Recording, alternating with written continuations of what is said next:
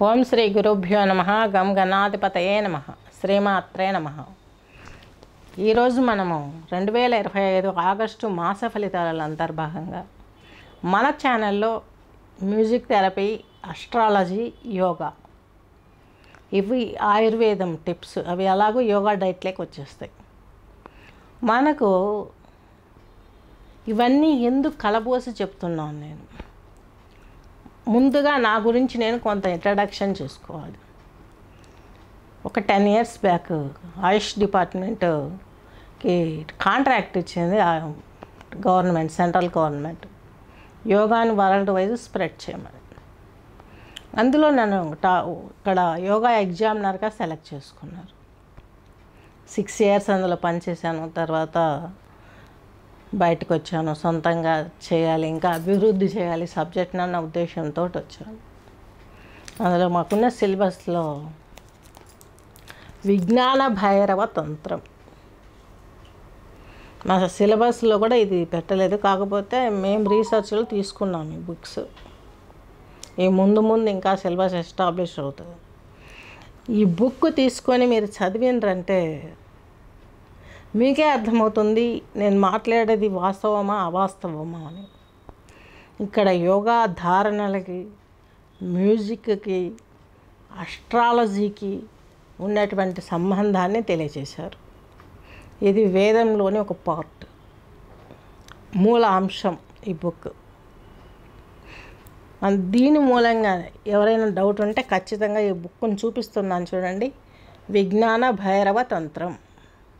ఈ బుక్ కొని మీరు చదివారంటే నా వీడియోస్ నేను ఈ కాన్సెప్ట్లోకి ఎందుకు తీసుకొచ్చానన్న విషయం మీకు ఖచ్చితంగా అర్థమవుతుంది.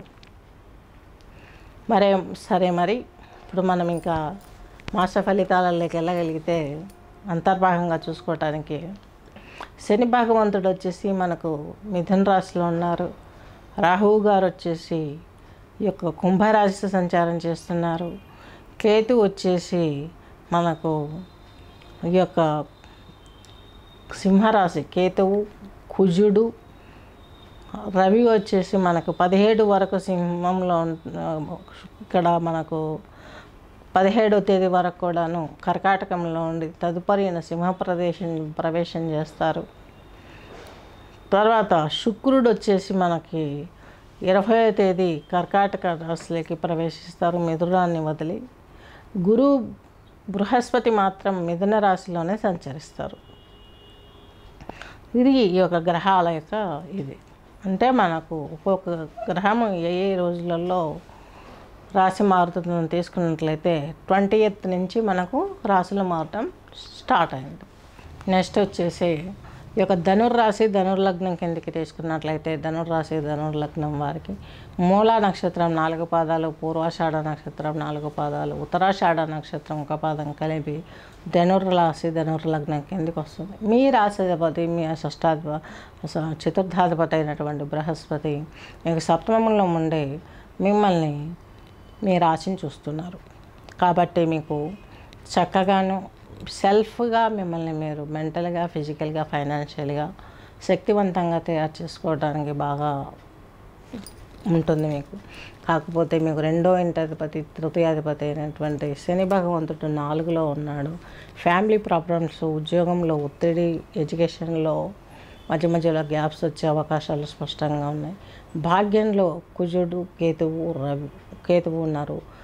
రవి అలాగే ఈయన 17వ తేదీ ఆగస్టు 17 ఈయన కూడా మీకు చక్కగాను సింహరాశిలోకి వస్తున్నారు. కాబట్టి మాసాంతంలో కుజుడు వెళ్ళి కన్యలోకి వెళ్తున్నాడు. కాబట్టి మీకంటూ చక్కని భవిష్యత్తు ఉంటుంది. తండ్రి గారి సహాయ సహకారాలు మీకు ఆనందంగా చేరే అవకాశాలు ఉన్నాయి. మోక్షాన్ని ఇచ్చే అవకాశాలు కూడా ఉన్నాయి. ధనుర్రాశి, ధనుర్లగ్నం వారికి మరణయాతన పడే భావాల నుంచి మీరు బయటపడగలుగుతారు. అమ్మవారి దీక్షలు చేయండి, సూర్య నమస్కారాలు చేయండి. తద్మూలకంగా మీకు మంచి జరుగుతుంది. కేతుగ్రహ శాంతి లభిస్తుంది. కేతువు మీకు దశమంలో భాగ్యంలో ఉండడం మోక్షకారకుడు. ఆయన పరమైనటువంటి చింతనను కలిగిస్తాడు, వైరాగ్యాన్ని ఇస్తాడు. దీని నుండి బయటపడాలంటే సూర్య నమస్కారాలు చేసుకోండి. అలాగే మీకు కేతువుకు బుధునికి సంబంధించినటువంటి బుధవారం పూజ చేసుకున్న, గరికతో పూజ చేసిన, జిల్లేడు పువ్వులతో పూజ చేసినా కూడా, తెల్ల జిల్లేడు పువ్వులతోటి మీకు మంచి జరిగే అవకాశం స్పష్టంగా గోచరిస్తుంది. శుక్రుడు వచ్చేసి మీకు సప్తమంలో ఉంటాడు. ఈయన సప్తమంలోనూ పెద్దగా యోగించాడు, మరలా అష్టమంలో కర్కాటకంలోకి మాసాంతంలో వస్తాడు. అప్పుడు మీకు శుక్రుని ద్వారా అంటే మీకు 6వ భావము లాభాధిపతి, శత్రు రుణ రోగ భావ ప్రాబ్లమ్స్ పైన, నిద్రాభంగాల పైన, ప్రయాణాలలో లోటుప్లాట్ల పైన, వీటిపైన మీకు కొంచెం రిలాక్సేషన్ దొరికే అవకాశం స్పష్టంగా ఉంది. ఇక పంచమాధిపతి, వ్యయాధిపతి అయినటువంటి కుజుడు మీకు కన్యలోకి వచ్చిన తర్వాత సింహం నుండి వదిలి మాసాంతంలో ఇక్కడ ఈయన కొంత అభివృద్ధినిచ్చే అవకాశం ఉంది. సంతాన సహకారం ఉంటుంది, సంతాన అభివృద్ధి కూడా మాసాంతం నుంచి డెవలప్ అయ్యే అవకాశాలు స్పష్టంగా ఉన్నాయి. ఉద్యోగంలో మీకంటూ ఒక రూపురేఖలు దిద్దుకుంటాయి. వివాహ సంబంధాలు పెళ్ళి కాని వారికి పెళ్ళి అవుతుంది, పెళ్ళి కాని వారికి పెళ్ళి అవుతుంది, పెళ్ళి అయిన వారికి సంతానానికి పెళ్ళి చేస్తారు. ఇవన్నీ ముందు మీరు యోచించి పెట్టుకుంటారు కాబట్టి మీ ఆలోచన ప్రజ్ఞకు తగ్గట్టుగానే అన్నీ తీర్చి, శ్రమతో అయినా కూడా తీర్చి మీకంటూ ఒక స్టేటస్ని ఏర్పరచుకునే అవకాశాలు స్పష్టంగా ఉన్నాయి. స్వస్తి.